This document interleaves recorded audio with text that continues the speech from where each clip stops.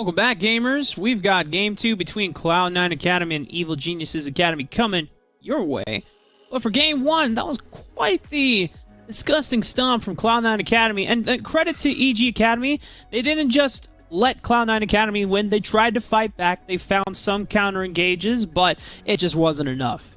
Yeah, it wasn't. And part of the reason why it was so difficult for Evil Geniuses Academy and it wasn't for Cloud9 Academy is the ease of execution and the compositions. Double marksman is never an easy thing to pull off. It requires a lot of finesse, especially because the marksmen need a lot of peel. They don't have the opportunities to find plays for themselves, especially early into the game.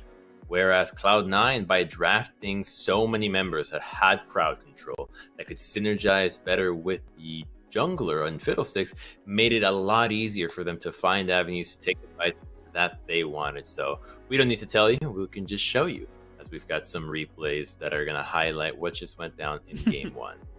Yeah, cue the B-roll, Crumbs, as this was one of the bigger team fights where EG Academy weren't quite out of the game yet, as they found some advantages, mainly for Tony Top picking up a double here. But after this fight, this was kind of the best one that we got if you're an EG fan. Yeah, and the difference here is that Fiddlesticks did not get to channel his ultimate. He just wasn't that involved. And then it was a series of attempts from EG to catch multiple members of Cloud9. But here, Darshan makes his second incredible getaway. Look at that. Lee Sin gets lanterned out, survives the fight.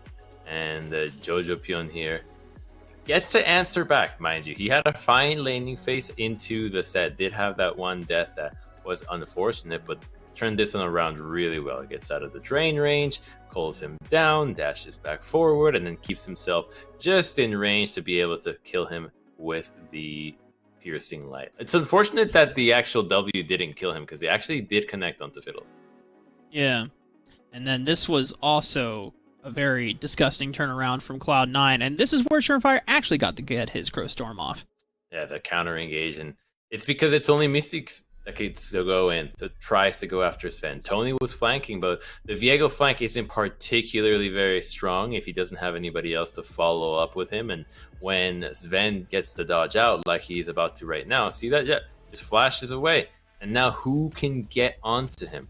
This Jinx had so much more gold, so much more damage, and with the Fiddlesticks just being such a body blocker in the front, he gets to reset after reset, and with a build that prioritized the run down, gun down power of Jinx with the Storm Razor and the rapid fire cannon, he just was able to go to town. Once one person died, just run the rest down. Yeah, it was a creative build that you noted out before. It's never seen the Storm Razor second from Jinx. Not sure if it was a little bit of a flex in the moment, or if there's actually more than meets the eye for in terms of ingenuity for Sven. But I mean, the way that his game started off, he had First Blood, and then Cloud9 Academy were able to just ensuringly playing around him to make sure that he never died, and minimizing his deaths across the board, and ensuring that that advantage was maintained and accelerated further and further into the game. I think the best play that we saw in that entire match was the Rift Herald trade for Cloud9 Academy, saying, okay, yeah, take the Ocean Drake. We're going to take 2 turrets, open up the inhibitor potentially, and then even rotate on the back end of it and take the top tier turret as well. Yeah, that was a really smart one, because EG was first to that play. They wanted to bring Cloud9 into that fight, but they had other plans. And notice, Rafa, how that game didn't even have a fight for Dragon Soul. The game was over before then. Fighting for that objective as a win condition seems like a thing of the past. The games are just ending too fast, and taking the dragon early enough for it to matter doesn't seem to be as important currently as objectives like the Rift Herald, or simply getting a dive onto a laner whose waves is in the poor position. Yeah, I mean, the game ended under 25 minutes here, Crumbs, so I'm not sure if that's necessarily our fastest Academy win time so far, as I remember correctly, there's one that's near the 20-minute mark instead in all of history, but still, compared to the other Academy games we saw last week, this is pretty quick in terms of comparison. And as we're moving into Game 2 and getting ready for the draft phase to begin, Evil Geniuses Academy will be on the blue side this time.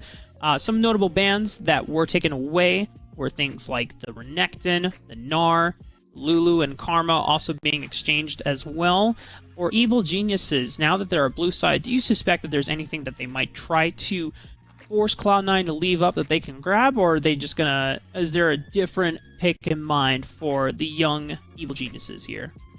Maybe Renekton. They really like to pair Renekton with the Nidalee. I don't think you'd first pick Nidalee, and Cloud9 clearly didn't really care too much about it. So I think that what EG can do is try to pinch these support roles again, because Renekton will probably stay banned. It's been the most banned champion, I think, across multiple leagues this split. If you can get it, you're really lucky. I mean, the enemy clearly has a plan against it. So I think that making sure that you can get this really relevant to the meta combination of Xin Karma can be a strong win, a way for EG to win and actually shore up the problems that they had last game, which was how to get the fight started in your terms. Evil Geniuses Academy is something that they'll have to be looking for, and also, you know, when it comes to the draft phase, we did have some questions going into how they wanted to pivot once they had that 3 core in the first draft with the Rumble, Dilution, and Tristana. You had, you know, some decent range, and even though Rumble not necessarily the one that wants to be engaged upon, you can always throw down the equalizer on top of yourself as you're getting engaged as a means to fight back. But you know, Evil Geniuses, we were almost suspecting that, you know, maybe do they want to pick some stronger disengage to make sure that Cloud9 can't just brute force and storm them through the entrances there. Instead, they said, we're locking down the rel. We're going to combo this with the equalizer. We're going to make sure that we're starting the fight on our terms. But if you're down in gold when you get to those fights, then those engages, even if they're good, unless you're hitting the important targets like Sven, which they never managed to do, then those fights are never going to go your way. That's why you want multiple options, because they can just keep their eyes on Rel, keep the Thresh away from her, make sure that he can peel her, that she has to engage from so long. And it's so much easier for Sven to Gale Force out of a single person coming out at once. There were 2 marksmen on the side of Evil Geniuses Academy, but you've got to deal with Lee Sin, crazily difficult to deal with. You've got a Set that you have to think about, who's also going to just punt your own team into you. Then a Fiddlesticks that's trying to hop over a wall. On top of that, there's Thresh hooks coming out at a longer range than which Rel can engage. And so there's a lot more going on for Cloud9 to zone out these AD carries and force them to play much more careful. And an AD carry that's playing careful, that has to be mindful of so many engages, is rarely the AD carry that is maximizing their DPS. I do want to bring attention to the main Academy channel that FlyQuest Academy did close out Game 1 against Team Liquid Academy in their series just a few minutes ago. They're currently about 9-10-ish minutes into their game at the moment, but, you know, just giving a small update. It's kind of surprising to see, as FlyQuest Academy have been kind of back and forth in their wins and losses against both the bottom tier teams and the top of the leaderboards here, as they're kind of right in the middle of the pack. Whereas Team Liquid Academy, they are rocking a new top laner in Dokla, you know, seeing how we'll keep track to see how well that game pans out. But if you want to catch the action yourself, make sure you go tune in on twitch.tv/NerdStreetLOL, being casted by our buddies in Mad Magical and Mark Z. So make sure you catch those as well. But for us, Game 2 should be coming up in just a couple of moments here for the draft phase, crumbs. And probably the next to last thing that I would like to touch on before we load in is looking at Cloud9 Academy with how well they were able to pivot around Sven in this game. I wonder if the priority for getting a safe laning phase like Thresh being paired with a hyper carry like the Jinx again, or if the Ezreal priority comes out even faster in this next game. I think the reality of the matter is that Sven is too good to be banned right now. There's just too many picks. Straight up. There's too many picks. The Ezreal was just a pick that they didn't want to deal with, but clearly Sven has already shown an incredible array of AD carries for Academy, and he's been doing very well on all of them. You're just not going to be able to ban him out. If you feel like a champion just does well into your composition, that can be a justification for banning out ADs against them. But for everything else, I think that bans thrown his direction is just going to be a waste. You're going to have to deal with whatever he wants to play and hope that you outplay it. Well, Evil Geniuses Academy did say that, hey, we don't want him having the ability to rain destruction on a hyper carry again with the Thresh. So Thresh being taken away means that picks like Aphelios, like Jinx, are a little more difficult to pilot, but still, Tahm Kench is available if you want to pair it with something like that. As well, Evil Geniuses Academy saying, no, Sven, you don't get any protection in this support role at all. Yeah, that makes sense. It's still the Tahm Kench ban that they took down in Game 1, and Lulu is open, one of the key differences here.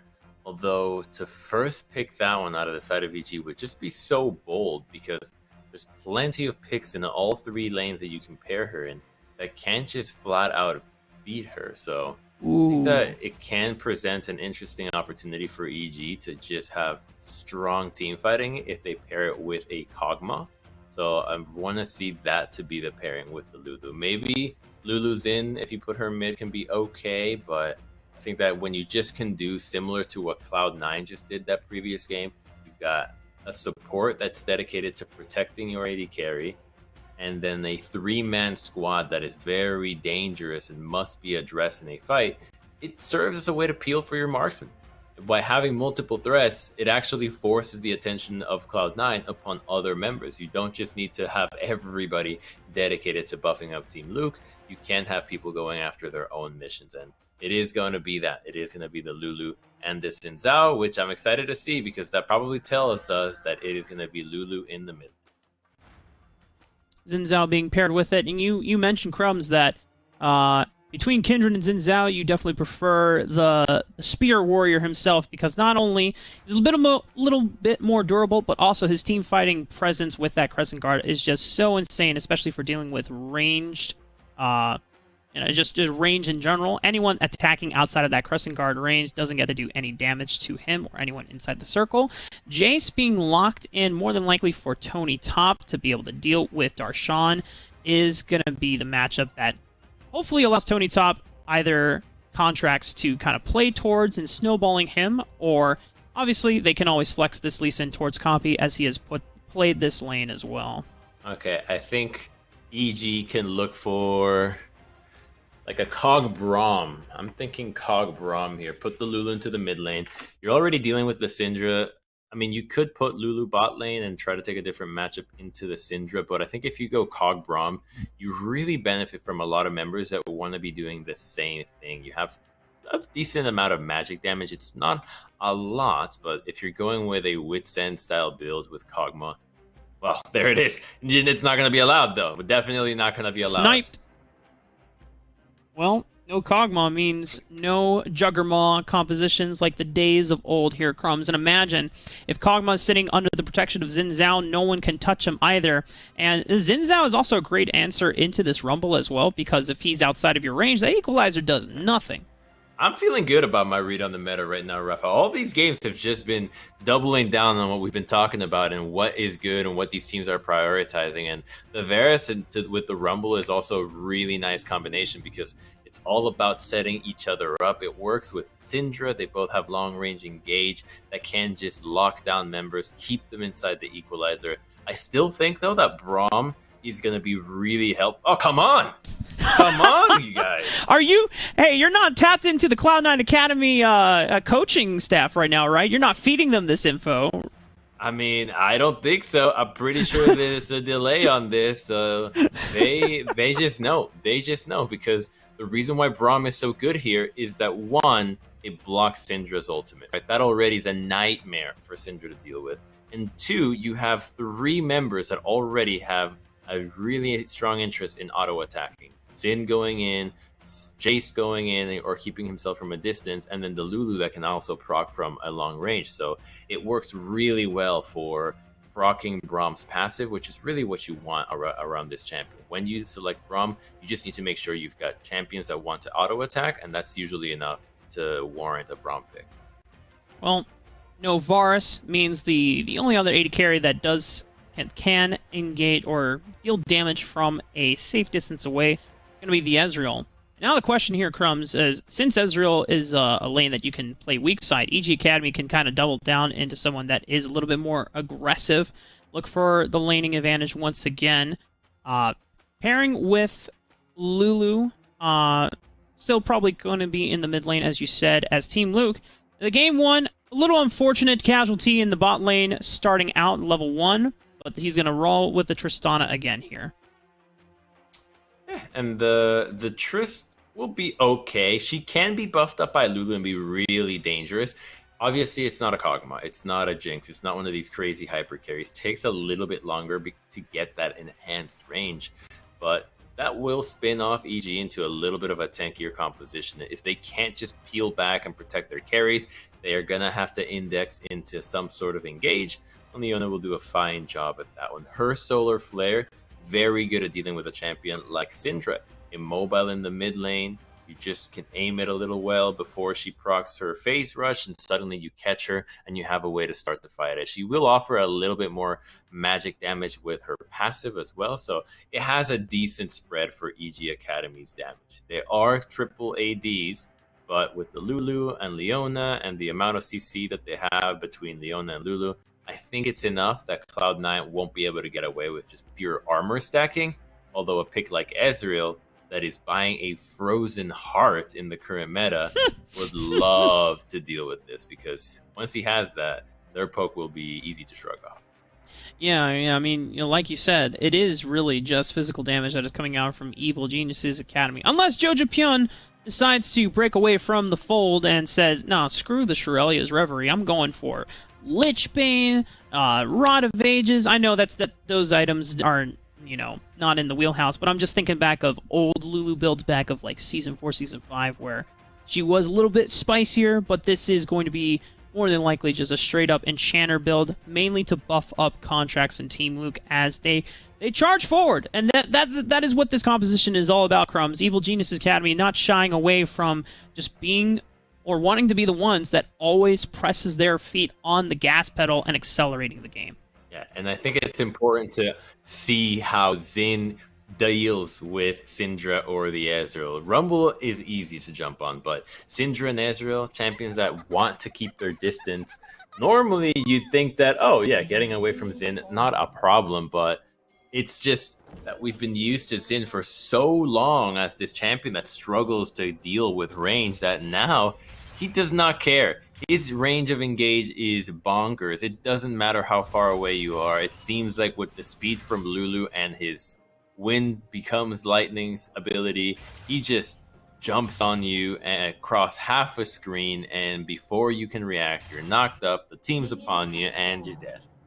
Yeah, I'm telling you, Crumbs, when they made the change for Wind Becomes Lightning to give you an extended range on the Audacious Charge, felt like Lee Sin in a couple ways, just being able to zoom around and the jungle camps, as well as being able to engage on enemy opponents from quite a distance away, and it is one of the things that Xin Zhao has always struggled with in the past, as he's very strong once he gets on top of you, but closing the distance was always kind of a difficulty, and that same problem bled into other jungle picks that we saw over the past couple patches, which is how things like Predator Keystone and Chem Tank alleviated those difficulties and burdens. And Contracts, now that he has a Lulu on his side to whimsy him up and be able to close the distance, I imagine that those engages are going to be quite terrifying from EG. Yes, this is what they have asked from the last game to the coaching staff. Give us more tools. Give us more ways to synergize with each other to start a fight. They have it now, and they have some pretty decent lanes. I'm really interested more than anything in the Tony Top Jace lane, because it was banned in Game 1. In the first rotation, they didn't want him to have it, and this time around, Darshan does get to take the Lee Sin into it, and so he had a really good performance on it against the Viego. I want to see what he does against Tony's, whose pick was respected in the Champion Select of Game 1. And he does get a nice shove here as Jojo Pyun trying to fight with Copy right now, but he has to dip back over away from the jungle as Spot Stormfire with the... Oh my goodness, Jojo Pyun almost solo killing Copy. This was close. Yeah, I think he could have maybe flash autoed and then waited for the Q, but he'll play it safe. He'll make sure that he just has that summoner advantage, because you don't have to risk that, right? Copy could have just Dark Sphered under the ground, and then he wouldn't have been able to get the kill and get out. So instead, by keeping his flash, you can now ensure that you can now flash forward onto Copy, get that slow, and set up contracts for a very easy gank. So that should continue putting pressure on Cloud9's mid lane and open up the map for Jojo Pion and contracts. You saw how Schernfire had to pivot and react, knowing that because Jojo Pion had just gotten a huge summoner advantage onto Copy in the mid lane, it opened up contracts to invade onto the top side of the map. So we had to go for this crab onto the bottom side, where even though Sven and Isles have been pushed in, Team Liquid and Mystiques weren't ready to go and contest for it. So Schernfire is still keeping himself in the game, whereas Contracts now going to start clearing out his top side of the jungle that he forewent, trying to look for a cheeky pressure invade, but Schernfire is going to be safe. Schernfire is going to be okay, though. There's a lot of wards littered now from Cloud9's side in the bot river. But I still know that Contracts really wants to go into this mid lane, because when we saw Copy and Schernfire group up together, Jojo Pion actually held a few creeps in the mid lane to freeze the lane. And so now comes an attempt that is a bit too early onto Copy. This is what could have been the play. Instead, now the wave gets to push back towards Copy, and so he will be safe. EG needs to punish the Syndra without flash. There is a Leona available, so they have to find an opportunity to start punishing these members of Cloud9, or else Cloud9 seems like the team that will consistently find avenues to get ahead, either through laning phase or even through the inactivity of the enemy team. They're constantly looking for how to get ahead. Now, thankfully, as you mentioned before, though, Crumbs, Schernfire was able to get a couple wards down into the bottom half of the jungle, one onto the Raptor Pit and another onto the bottom side of the map, and they know that with the pull, Contracts might have been seen going dark mode and off the map.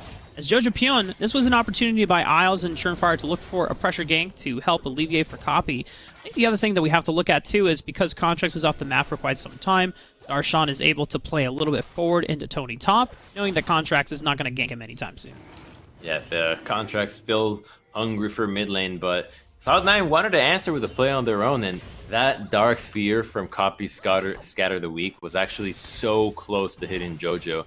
If that hit, they're easily committing multiple members and flashing in for it. So a good roam, a good look there from Cloud9, just a slight mechanical, unfortunate play from Jojo Pion that doesn't have to kill, but a fight is happening on two fronts. We're going to get on 2v2. Tony top being kicked right into Schernfire, but Evil Geniuses are the one that comes out on top with the first blood. Contracts was there for the counter gank. Might be able to close the distance onto Darshan. He doesn't have flash anymore. Contracts flashing in for the forward 3 talent strike. A couple more auto attacks will do the trick, and Contracts picks it up.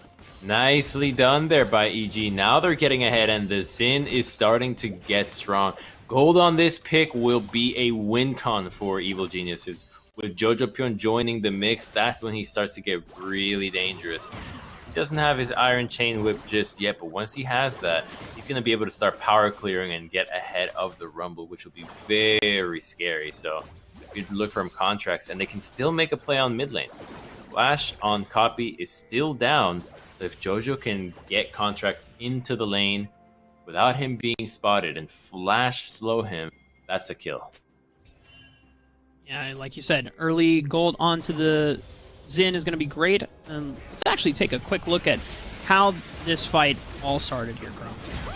It actually was most unfortunate for Schernfire that Contracts was right in that brush, because Darshan is kicking Jace into the Rumble so that he can get 1v2. But because Rumble's right there and Xin is jumping him first, it actually ends up kicking Tony to assist to kill Schernfire. So it actually just backfires quite horribly, but at least they trade 1-for-1. Now, earlier, we didn't get a chance to see this on screen because it happened at the same time as the 2v2 happened on the top side of the map, but Zen lost his flash and engage as Jojo Pion is going to take a bunch of balls to the face from the Unleashed Power from Copy. Equalizer comes out. Contracts doesn't have any more mana, but he's got auto attacks and he's got a Ludo to buff him up, so they win out on the 2v2 once again. Yeah, this 2v2 is going to consistently win out. That is why they are picked together. And now EG is finally getting the ball rolling in this early game. Contracts is getting very strong. It's going to force Copy to recall. They didn't get to kill him with his flash being down, but the fact that you got the Rumble still is a good sign. Shutting down the jungler, especially one that is dependent on damage to carry a game, is a huge deal. Contracts gets to steal the red buff and maybe gets to look for Surenfire once more. They see the Krugs being aggroed with the Scryer's bloom, so they now have eyes on where Surenfire is going to go. They know that he'll either gank Tony, shadowing top lane, or he'll have to path down and be spotted through a control ward. It's been a good job of securing vision for EG this game thus far.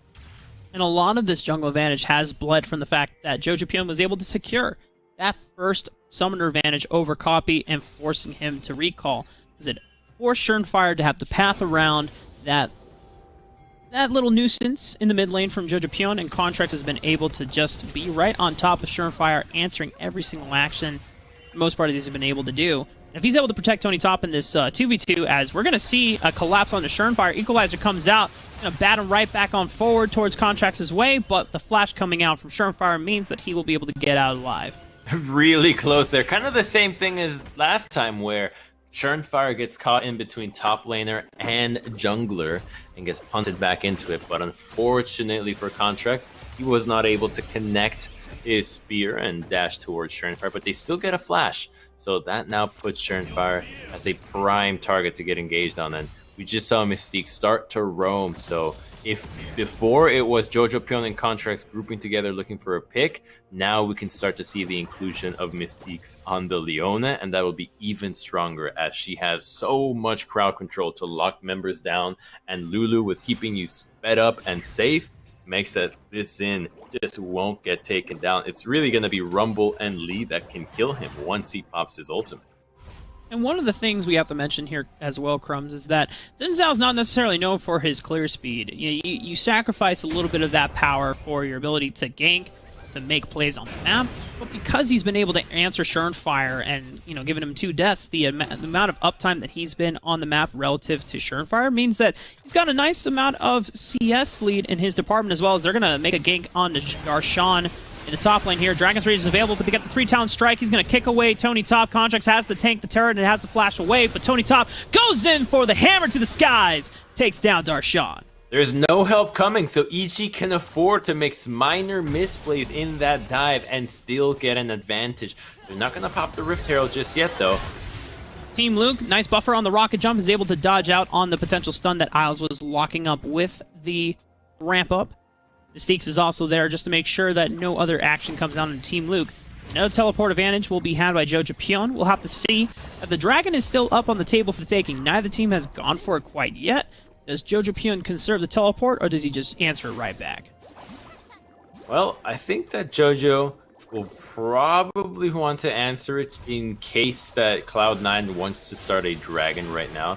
The objective is going to be given up. You don't want to do that for free. So I think he's just going to base and go for it, since there's a wave crashing in the mid lane as well. So he will TP into the mix and see if he can join up with Xin, as he's already out on the map. Crucial is it for Lulu and Xin to actually start being on the map together. Their strength lies in being a 2v2 unit. You don't want to leave your Xin stranded by himself, who already has a Gore Drinker, by the way. Him and Tony have their mythics completed, and that is a huge deal since they're the first to get there. Yeah, they're ready to party on the Rift here, Crumbs. They get into the face of someone, that's going to be a lot of damage coming out. Mainly for Contracts, is going to be a lot of survivability. And you know that Xin Zhao thrives in being able to thrust himself into the opposition, and being able to stack up multiple people with that Gore Drinker means that he's just going to make his survivability even more powerful. Now, Cloud9 respecting that power from Evil Geniuses Academy, despite having a little bit of a reset advantage, both mid lane and bottom lane. Don't go for the dragon anytime soon. So far, I don't think any team is quite biting for this objective quite yet. It's just so risky, because not only are there multiple teleports available, but by putting yourself into the pit, you're foregoing the opportunity of killing somebody and getting some gold from the plates. Since Dragon doesn't give gold, it just doesn't do that good a job in accelerating the game where you want it. There's so many other ways to actually get a fight going, which is what the Dragon is being used for. So teams are figuring out exactly what it is that they want, and they're going for it. More and more these days, Rafa, it seems like Dragon is simply taken as an answer to the enemy going for a Herald or for a play in the top side. Ocean Dragon's going to be the second one spawning on the Rift, so we're getting an Infernal or Mountain Dragon this game. Crumbs, obviously, both have great benefits that would help either team. But for Evil Geniuses, they are very content with just giving Tony Top the advantage. And obviously, this is something that we want to see when you are playing with a Jace in your lane, because many a time we have seen the meme, NA Jace, Omega LOL. And a lot of the times it's because teams, they pick the Jace, they don't do anything with it. They don't play towards it. They just leave it on an island assuming that it's supposed to get a lane advantage by itself. But that's not the case. Whenever you see great Jaces play over in the East, whether it's in LPL or Korea, they are hard ganking it and making sure that it's getting as much gold as it can before the 15-minute mark.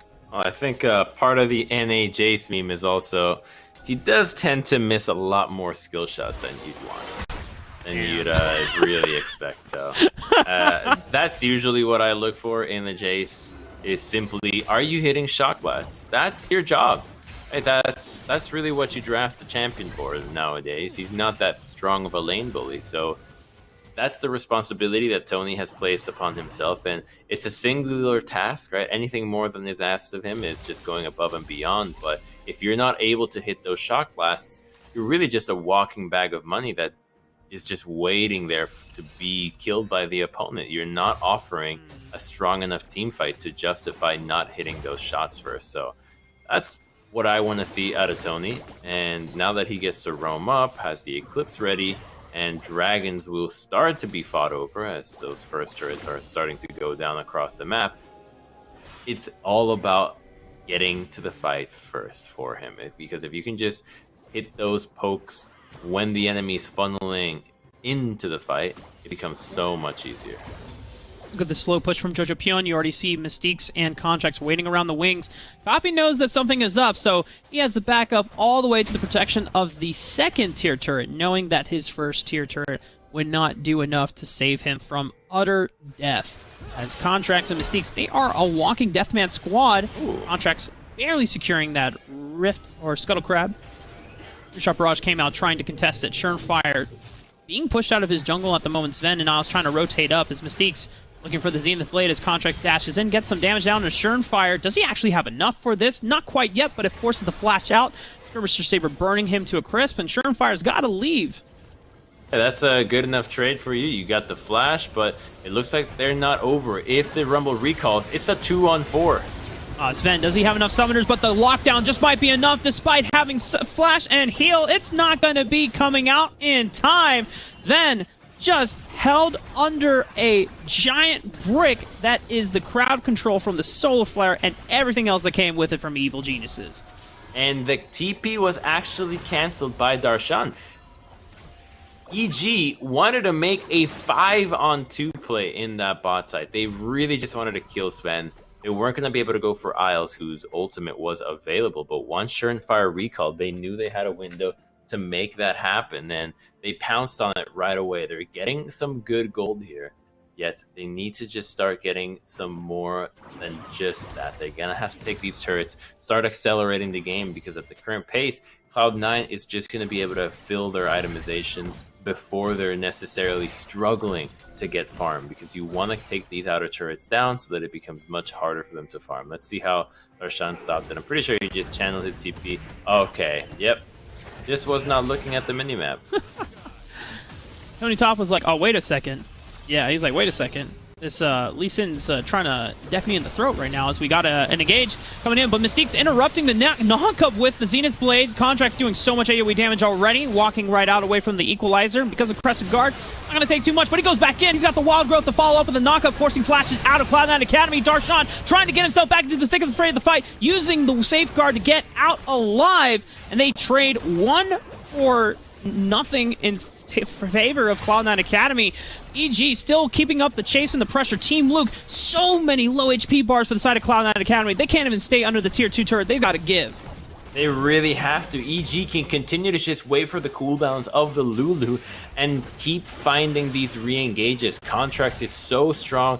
He loves to go into multiple members, heal up from the Gore Drinker, and Cloud9 just cannot focus him down. It's what we've addressed with the current iteration of Xin and these enchanters, is that it just isn't a good way of killing him when he has that ultimate available. It gets extra hard when you've got Jojo Pion with shields and speeds and heals for him. That's just too much for Xin to have only 2 members to eliminate him. Cloud9 Academy, in game 1, at this point in the game, they were up about 2,000-ish gold. Evil Geniuses, they're up 5,000. And the second dragon of the game, having just spawned, Cloud9 want to take it. They'll have Equalizer. Not sure if the EGG will be able to take it, but Crescent Guard is available once again. Nice kick, disengaging the front line once again, but Contracts is able to pick it up. Now the dragon is there for the claim, and it might be the rest of Cloud9 Academy that is there to claim as well. Sven getting locked down in the back line, but he's still keeping his distance. Contracts, who can stop this man when he's got enchanters on his side of the field, just being able to buff him up and allow him to audaciously charge, and it's Tony Top that comes in with the hammer to the skies, cleaning up too. What did I tell you, Rafa? The Xin with an enchanter is pretty freaking busted right now. Karma is good, Lulu is just as good, and EG is just taking Cloud9 for a ride in this game. Game 1 wasn't very close, but this time around, EG is biting back much harder than how EG had initially lost, and Contracts just gets to go in right away, gets so much of the disengage out of Cloud9 because they cannot deal with his ultimate. Then he tries one more time, doesn't have the ultimate. Cloud9's thinking, yeah, I can go in this time. But now there's a Lulu ult to keep him alive. And so the rest of the team can continue to march forward. And they have surprisingly good chase potential. A lot of abilities to close the gap, plenty of speed, and plenty of damage at a long distance. And one of the powerful things that we have to illustrate why Evil Geniuses Academy composition is so strong is, hold that part, Darshan should be able to get out right. Darshan, you got a ward, buddy? All right, there we go. Well, Contracts actually... This audacious charge range is actually so long, and Darshan already using the kick, and he has the enchanter there from Jojo Pion to keep him out. Man, this is ridiculous. That's a champion. That's a champion in League of Legends. He guns you down. He doesn't care. He got a lance and a will. Wild Growth and Crescent Guard. Look at the damage that's just coming out on the residual ends of Evil Geniuses Academy, and Team Luke flashing forward, picking up Charmed Fire on the thick of it all. Baron is up on the table. No jungler to contest. All right, it's time to take down the Purple Worm. Easy. 20 minutes into the game. EG can go for this. Rumble still dead. TP on Darshan. He'll be able to make it into this fight, but the best thing they've got is Sven trying to steal. He's got a True Shot Barrage, has yet to shoot it. He'll have to be blind if he really wants to attempt it. Doesn't look like he's even going to go for it. It's a free Baron for EG. Easy clap, baby. Evil Geniuses. You know, to credit Cloud9 Academy, they had a dominant game 1. And Sven was the centerpiece of it all, being able to just rack up so many kills early on and giving a lot of protection and utility, thanks to the rest of the composition, made sure that he was always able to control and command a lot of the damage output in those fights. This time around, I mean, he's doing his best on the Ezreal, but Evil Geniuses Academy had something personal out for him as we saw that almost 5-man dive that happened just a few minutes ago, as now he is struggling to try and finish this Muramana, whereas the rest of EG, they're sitting on 2 items across the board. And it feels good, right? It feels good to take down Sven. I think a lot of the Academy players shared the sentiment that not just being on his team, but being on the opposite team of Sven is just such a legendary player that being able to take him down, to camp him, to kill him, to win against him is almost an honor. Well, I don't know if it's really an honor for Cloud9 to be getting dumped right now, as the 2 members just fall by the wayside. Evil Geniuses Academy are just steamrolling through the base. Darshan picks up a massive shutdown on Team Luke, though. Still able to get out alive, trying to find advantages where they can. Still, Evil Geniuses had this Rift Herald. Shelly, this official 6th man here for Evil Geniuses, just doing their thing. Crashing into and unlocking the inhibitor on the top side of the map. 4 members strong here for EG against 3. They're gonna keep. Wow. Whoa, Sven, where did he go? Contracts though gets punted into the Nexus fountain, and now it's 3-on-3. Cloud9 Academy might have what it takes to be able to push Evil Geniuses Academy back despite losing a Nexus tower. Cloud9 are not going to lose the game anytime soon, and Tony Top on the run as Isles flashing in, but Tony Top, he's got a lot of damage to back it up. Taking down the Cow, taking down Schernfire on the Rumble as well. Mystiques and Jojo Pune, though, do they have enough damage? Does Jojo Pune actually do damage here? They take down Desharm, but my goodness. Cloud9 Academy saying, game's not over yet. Calm down. We're still in it. They got a bit of gold there. They did lose an inhibitor and the Nexus turret out of that fight, though. And all it was the damage from Xin and Jace here. This was just an insane amount of damage. Had they killed Sven, this might have looked very different. Perhaps it could have sealed the game right here. Yet the big deal was that that fight was all without Team Luke. The Tristana was dead in the base. She never got to participate in this fight, so buffing up that carry mission just wasn't there. It felt like EG thought they were out, that they had no way to actually escape, that they needed to fight their way out of this one, and so they turned. They try to get a few more gold in their pocket just to make sure they got something before they go down. But at the end of the day, Cloud9 still wiped them off their base and have some newly spent gold in items. Cloud9 are able to very quickly burn down this dragon, picking up the second one of the game for themselves, and they're able to get out alive. Schernfire even popping down the equalizer just to make sure that there is no chance for them to get run down here. But Evil Genius is going to take this opportunity, pushing in this bottom wave as there is a super minion wave currently pushing into the base. They must have been very scared to pop that equalizer, though, because now they don't have Syndra there to wave clear, and they're just conceding 2 inhibitors. So EG very happy with that trade of events. That was half HP of Schernfire, by the way. Just Jace things as Tony Top putting a lot of damage. Crescent Guard comes out. That's a 3-man knock-up. Jojo Pune's down. No more Enchanter. Let's see if Evil Geniuses still have the stats to be able to take on Cloud9 Academy. Still 5 members strong, by the way. Beautiful Scout of the Week stun from Copy. And they might have turned things around here. Contracts trying to go in and buy Team Luke an escape route, but he's going there as a sacrificial lamb. And Cloud9 Academy still holding on strong. More shutdowns for Cloud9, and now they have 2 waves of super minions that they can farm. Baron is up in a minute and a half. That's going to be a long time for them to farm and slowly catch back up into this game. So EG overcommitting a few times. They got that double inhibitor though, so they do get something in return for their troubles. But Cloud9 is going to be getting much more gold. And I tell you, Sven is going to be a problem. They've been killing Schernfire a lot. Yeah, this Rumble is 0-7. Clearly, he's not the way to win these fights anymore. But Sven, with his Frozen Heart, won't be so easy to pick off. Yeah, and it was a beautiful stun from Copy being able to pick out Jojo Pune in that fight. And from the rest, without your Enchanter, there's no way to buff up this Omega Xin Zhao, and he's not as strong and terrifying as he normally would be. They have to stick to the game plan. They really need to now. The trouble will be, though, is that Cloud9 got a lot of time to set up vision around the Baron. You see 3 wards around the river and even wanted to try. That should tell them if EG is going for a Baron. So EG has to clear out that vision if they really want to threaten Cloud9 with a Baron and make them come into the red side. Face check and lose a fight there. Isles might be caught out here. Doesn't have flash. He gets the knock up down. There is a blast cone to see if he can just get over it. But now, equalizer coming down from Schernfire. Might try to turn things around, but Contract still has Lulu on his side to buff him up. Wild Growth comes out as a response. Darshan going into Tony Top. Still has Dragon's Rage. He's going to hold on to it for now as Evil Geniuses still keeping their distance and keeping Cloud9 shoved into the base. Baron will now spawn, and they're making a beeline for it right now. Multiple ultimates went down in that fight from both teams, but EG just gets to make it first. And through this side of the map, there's just no way that Cloud9 knows.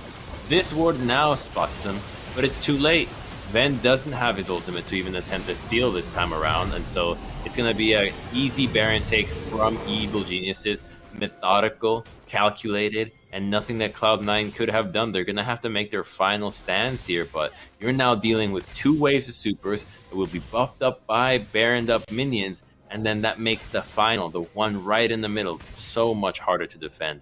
One more fight that they lose in their base with Baron, and EG will win the game.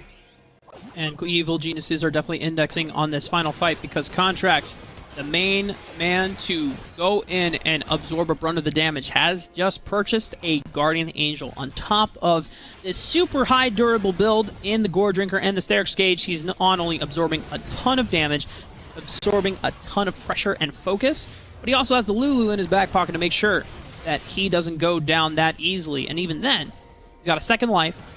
So for Evil Geniuses, they still have a minion wave pushing in through supers on the bottom side of the map. Inhibitor did respawn for Cloud9 Academy on the top side of the right of the map, which is why you see Tony Top splitting with Jojo Pion as well. The pocket Lulu, always so deadly. Now though, EG making the final advance, getting that inhibitor they first took down, but Cloud9 not going to defend it. Isles was looking for a flank, suspected that the fight would happen around mid lane. Doesn't have the right guess, and now he's going to have to fight front to back with his team. Isles trying to pop the Shirel's Reverie, trying to force something out of Contracts, but he's just keeping him at bay. As long as they can protect the minions, they can try to siege down onto the Nexus turret, as this cannon minion is just wailing away at the last thing that stands in between Evil Geniuses and a win against Cloud9 Academy, being able to tie up the series as Contracts goes right in. Wild Growth making the knockup happen onto Cloud9's backline. Darshan trying to deal with Tony Top, but you've got to worry about the rest of the members that are falling by the wayside for Cloud9 Academy. And Darshan, unfortunately, Mr. President, is not going to be strong enough to be able to deal with Evil Geniuses Academy, who stormed right through the base and even up the series, making a 1-1 for Evil Geniuses. And that means that these two teams remain neck and neck, Rafa. Remain neck and neck. We thought that they'd be able to tie up if the score went into favor of EG, but nope.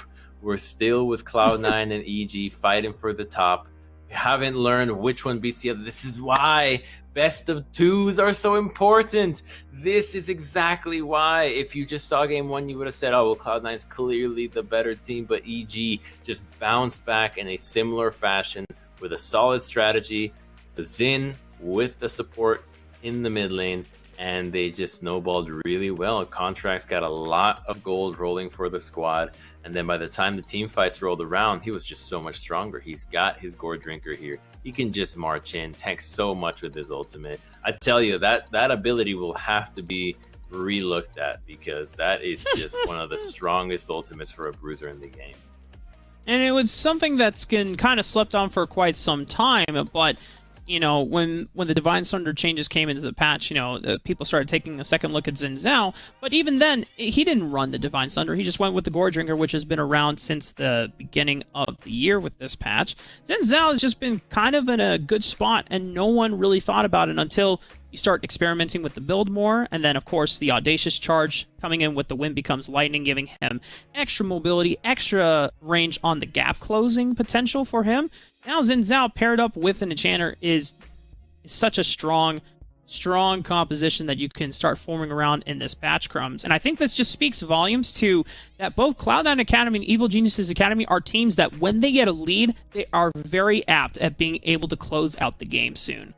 That's the quality of our top teams, right? When they get ahead, they can usually close these games out in pretty good fashion. There were some hiccups, mind you, though. There were some hiccups out of EG. Their attempts at the mid lane to knock out the Nexus, their attempts that Cloud9 beat twice, right? They managed to fight back when Team Luke got caught in these base pushes. So they still have some areas that they need to shore up, but luckily they played the early game so well that the advantage that Cloud9 got just wasn't that much. All right, and I do believe we have Mystiques ready and available for our Verizon post-game or post-match interview here. So we'll be joining him in just a few seconds. First of all, Mystiques, hello. Hello. And congratulations on being able to tie up the series. And our first question to ask you, after the Game 1 loss from Cloud9 Academy, what was going on between the team in terms of comms that you decided or discussed in preparation for this second game victory? Basically, the biggest flaw of game one was just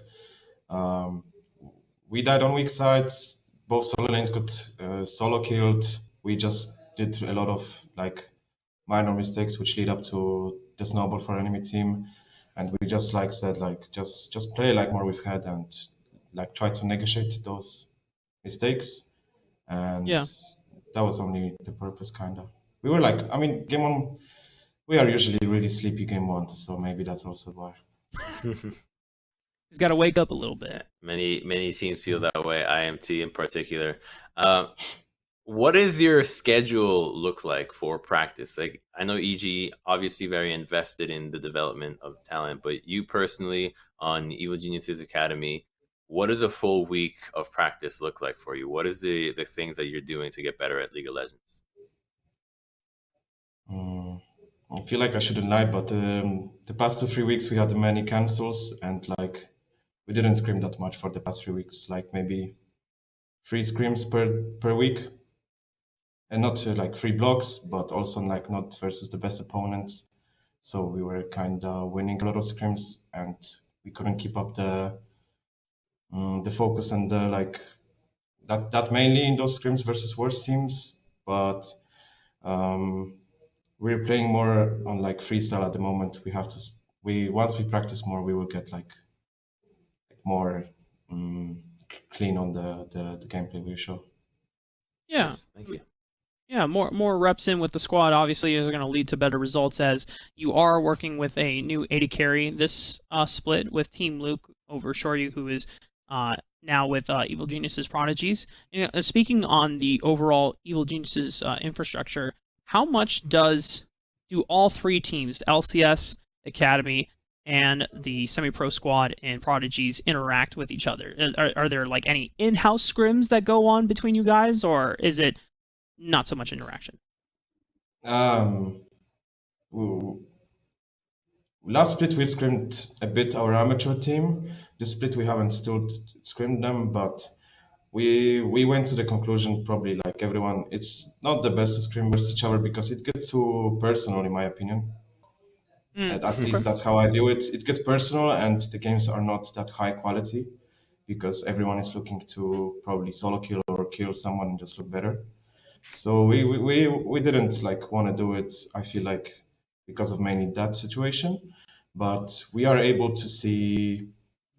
We have like access to every LCS scrim.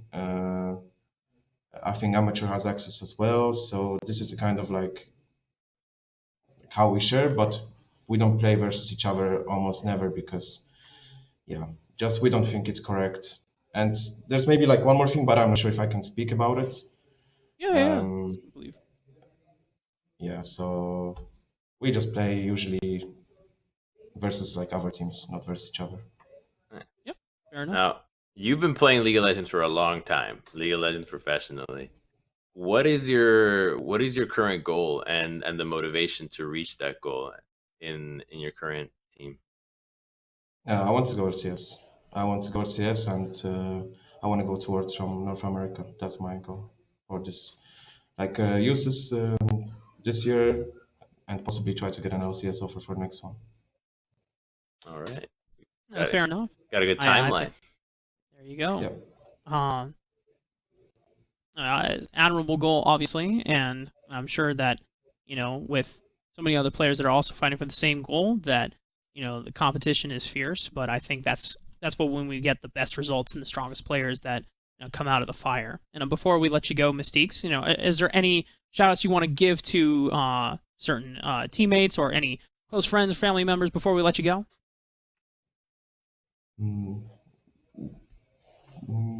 Just thank you for supporting. I guess I'm not the best at this, so sorry, but No, you're good, man. Yeah. We enjoy having you on the interview desk, Mystiques, and best of luck in your series tomorrow. And have a good rest for the rest of the day, man. Thank you very much. Have a good day too. Yeah. Very cool. Admirable goals as well. Being able to promote to LCS and then get to Worlds and represent NA on the big stage, Crumbs. Now, we're going to be taking a quick break as we get ready for our second series of the day. It's going to be Dignitas Quantum Pay Academy taking on Golden Gardens Academy. You don't want to miss it, folks. We'll be back. Verizon believes everyone deserves the best. That's why we start with 5G from America's most reliable network. Verizon 5G is next level. Then give families plans to mix and match so you only pay for what you need starting at $35. You get so much more than this, a great network. And offer the best in entertainment on select unlimited plans like Disney Plus, Hulu, and ESPN Plus, as well as Discovery Plus, with a Galaxy S21 Plus 5G when you buy one. There's no reason to settle for less than the best. Only from Verizon.